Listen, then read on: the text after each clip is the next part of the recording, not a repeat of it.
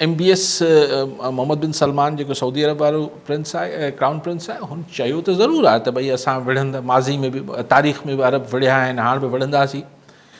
पर सऊदी अरब छा करे वठंदो? अच्छा, अरब समिट बि थी वेंदी आहे, सभु जेके अक्सर ते वेठा आहिनि डिक्टेटर, हू अमेरिका जी अखि जे इशारे ते उन्हनि जो कमु लही वेंदो, हुननि जे मुल्कनि में रेवोल्यूशन अची वेंदा, उहे हेठियां जेके शहज़ादा आहिनि उहे वॾनि खे मारे छॾींदा, पाण में विढ़ी पवंदा।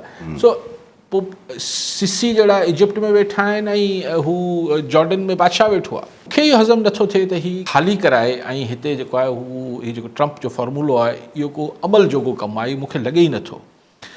ऐं तव्हां उहो शुक्र त हमास जेको आहे उहो थोरो पोइते थी आया आहिनि, उनखे ॾियनि पिया होस्टेजिस इज़राइल खे, इज़राइल वरी को बहानो ॻोल्हे सघे थो। मुंहिंजे ख़्याल आहे त ट्रंप जेको आहे हू वरी के मैसेकर खे शायदि इनकरेज न करे, जीअं जो बाइडन जेको मम थियो वेठो हो त भले तव्हां ॿार बच्चा मारींदा रहो।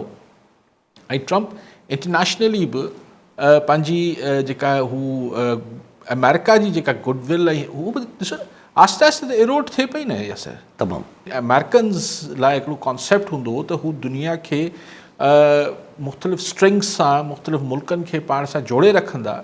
अमेरिका त उहो सभु, ट्रंप त सभु कुझु तोड़े पियो, ही न्यू वर्ल्ड ऑर्डर ठाहिणु वञे पियो।